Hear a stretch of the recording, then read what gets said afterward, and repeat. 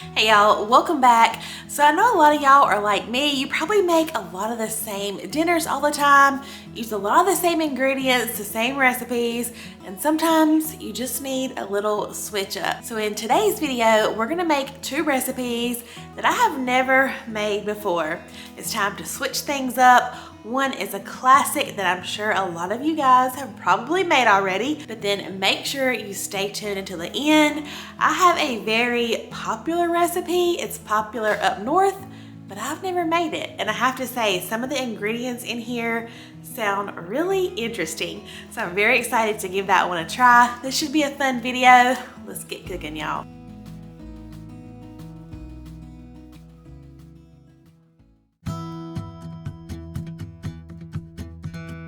All right, first we have a large skillet.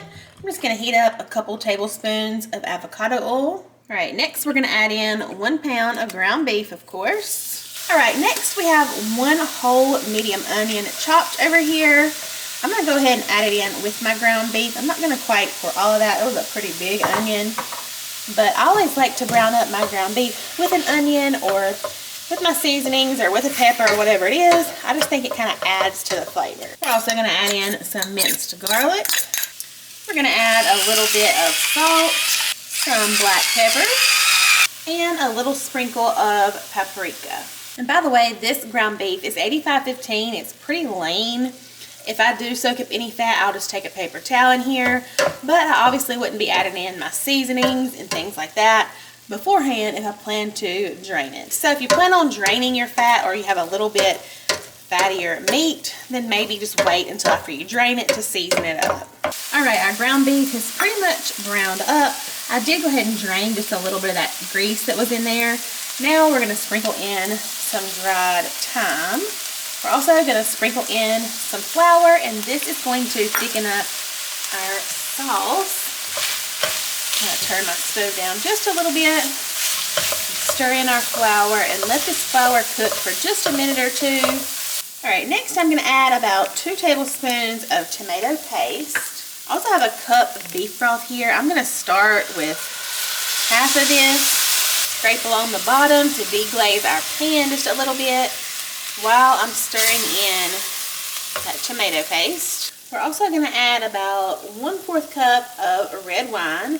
If you don't want to use the red wine, you can just use a little bit more beef broth. All right, we're gonna let that cook down just a little bit, but at this point, you pretty much can add whatever vegetables your family likes. I know a lot of people would just stick with this, put mashed potatoes on top. We have a bag of frozen peas and carrots. I'm just gonna add a tiny bit of these because I know my kids aren't crazy about them. I'm not crazy about peas either, so we're gonna put just a little bit.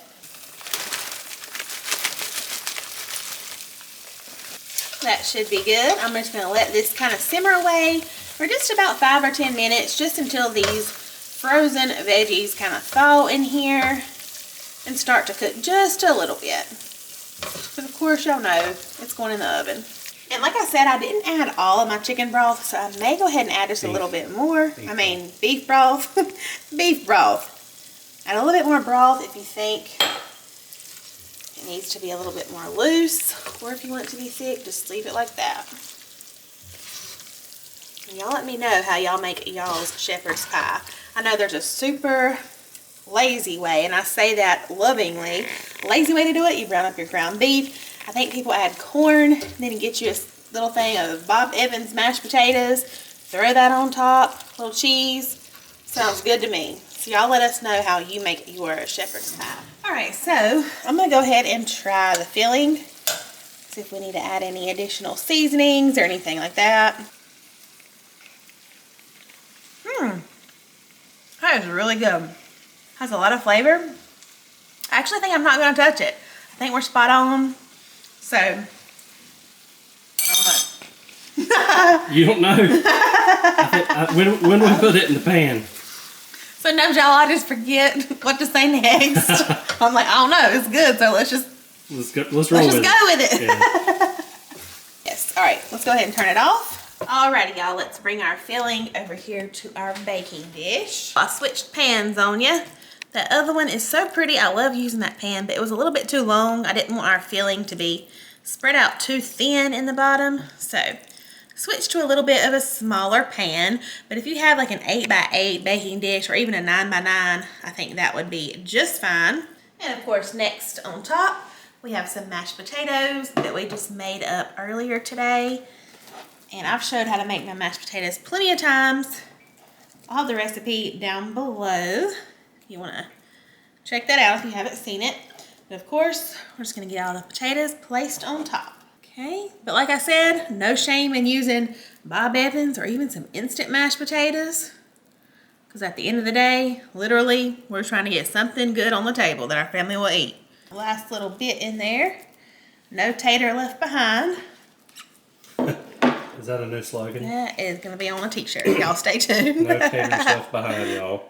We are going to add a little bit of shredded sharp cheddar cheese. Did you ever have shepherd's pie growing up? Did I? Yeah. Maybe once or twice. I don't ever remember having this. Is this like a Midwest thing? I don't know. It's more of a British thing.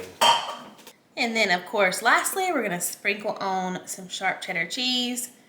This is precisely a gin cup. Y'all know what that is? It's a cup, a little extra. At this point, I think a gin cup is just whatever you think. However much you desire. That's what a gin cup is. Looks delicious. Just a little bit more. I guess it is British. It is British. Look at you with your British accent over here. A bit more. I guess a little bit more. A little bit more cheese. Alright, y'all. Oven is preheated to 400. This is just going in there basically to melt the cheese, to heat those potatoes back up about 30 to 40 minutes. Alrighty, y'all. I just pulled this out of the oven. My dish was a little full.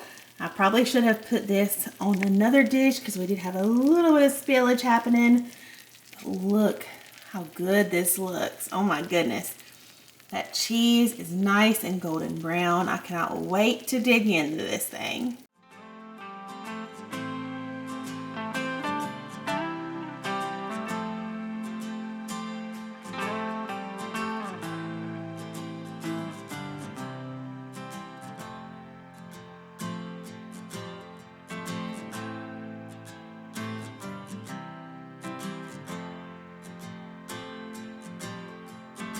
All right, I'm gonna give this a try.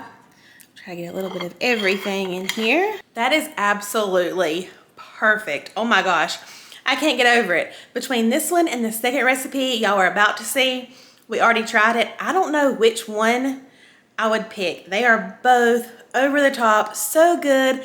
I'm so happy that we actually tried these and I get to add 2 more ground beef recipes kind of to my arsenal. Darren and the girls aren't here right now, but I can't wait for them to get home and try this. This is like the ultimate perfect cozy fall weeknight recipe. And speaking of getting cozy, y'all, I'm so excited for nights in as well as our mini fall gatherings we already have planned for this season. And that brings me to today's sponsor, which is Bright Cellars. Bright Cellars is not just any wine club, y'all. It just starts with a super quick 7-question quiz just to kind of get to know your taste a little bit. And then they handpick wines from across the globe just tailored for your palate. And the convenience is the best part. With over 12 plant options, you've got a world of wines, over 100 varieties from more than 80 wine regions delivered straight to your doorstep. Each box also comes with these cool little wine education cards that help us to become a little wine connoisseur in our own right. We're gonna go back in time here in a minute and y'all will see us try this one, but I loved it. And then when I read the card, it says there's hints of lime zest, lemon, honeysuckle, and lemongrass, and I was like, yeah, I do taste the lemon and the lime. So the one we're gonna try today, we are super excited about, especially Darren. This one is called Mojave Rain. I hope I'm saying that right. There are the notes right there, but I love how it says the pairings down here. It says vegetable kebabs, barbecue ribs, and a lazy Saturday afternoon. Yes, please. I love that Bright Cellars offers a satisfaction guarantee, and they have over 600,000 5-star reviews to show for it. Also, a huge thank you to you guys who are always so supportive, and by supporting Bright Cellars, you really are supporting me as well. And as a big thank you, they have a special right now. Your first 6-bottle subscription, which is normally $150, you can actually snag for only $55. All you have to do is click the link in the description description box. It'll take you right to that quiz I was talking about, and you can embark on your own little wine journey. Thank you, Bright Cellars, for adding a little sprinkle of joy to our holiday season. Alrighty, y'all, I'm gonna be using my Dutch oven for this recipe. And first, we're just gonna heat up about half a tablespoon or a tablespoon of oil. I'm using avocado oil. And also, I am halving this recipe. Like I said, I've never made Cincinnati chili, so I wanted to follow a recipe pretty closely. And the one I'm following has about 10 servings. So we're definitely just gonna half that. All right, next going in, we have 1 onion that is diced. Also, by the way, I do have another pot going back here. That is just gonna be for our spaghetti noodles. If you know anything about Cincinnati chili, you eat it over spaghetti noodles, which is kind of the unique thing about it. So we figured we would cook with some wine tonight, or cook, not with some wine, but while we drink some wine. We're gonna partake. Yes, and this one is, however you say that. A Shavado. What? A Shavado. A Shavado? A Shavado. A Shavado. You sound really fancy. I was going to say Ochavado. Would you like some Shavado? I would like some Ochavado. Ochavado. Here you go, dear. Cheers to some pretty big stuff going on coming soon. Coming soon. Hint, hint. Okay. Cheers, y'all. Cheers. Darren tried his. He said it's very sweet, like a Riesling. Is it like Moscato? That sweet?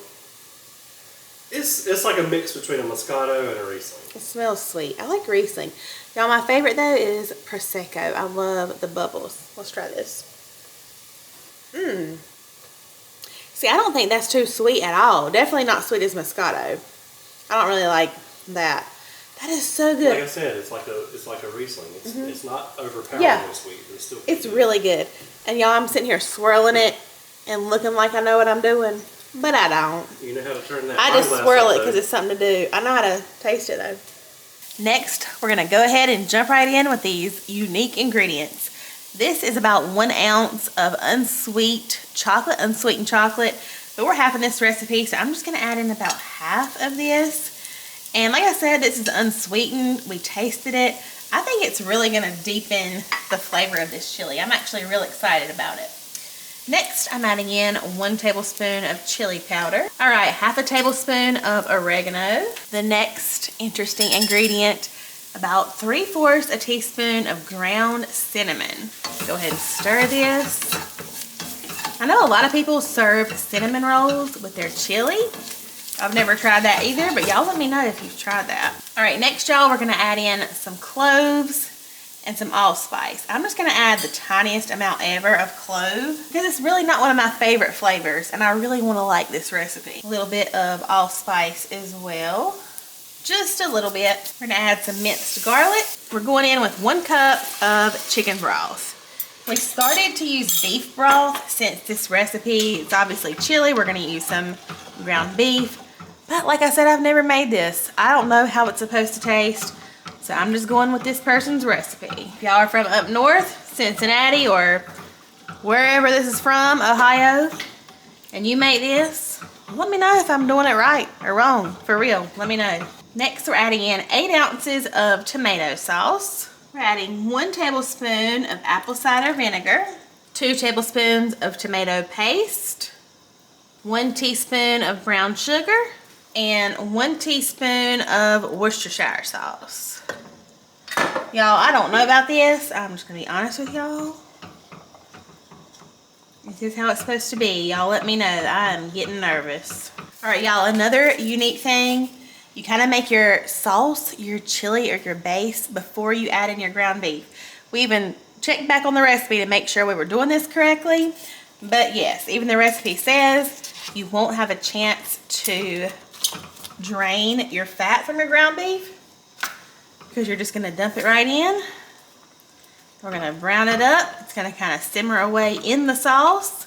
So you wanna make sure you use a pretty lean ground. Let it brown up in this sauce that we have going on. But all we're gonna do is I'm gonna continue to break this up, brown it up, and it's supposed to simmer for about 20 to 25 minutes. And that's it. Then we're gonna add it over our spaghetti noodles, add some more interesting toppings. We're gonna give this a try. I'm kind of excited, but kind of scared. All right, y'all, this chili is looking really, really good already. It smells delicious. I love the deep, rich color of it. You can really smell how kind of rich it smells with that chocolate in there. But one thing I noticed, this recipe that I'm following did not add any cumin, and most Cincinnati chili recipes did. So I'm gonna go ahead and add some. Also just gonna add a small little sprinkle of paprika. And then I also noticed a lot of Cincinnati chili adds a bay leaf. So we're gonna add that in as well. I really want it to be as authentic as possible. I think my favorite part though is how they load it up with shredded cheese at the end and onions. I think that's what sold me, y'all. It's gonna keep simmering for a little bit. I really wanted to give it a taste, and I really wanted to get my reaction with you. Let's see. I'm so scared, kind of.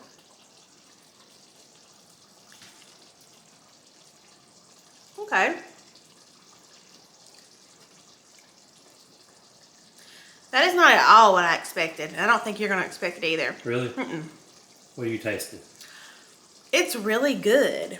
It has a deep flavor, obviously from that chocolate, but almost like a coffee flavor, like a really deep, rich flavor.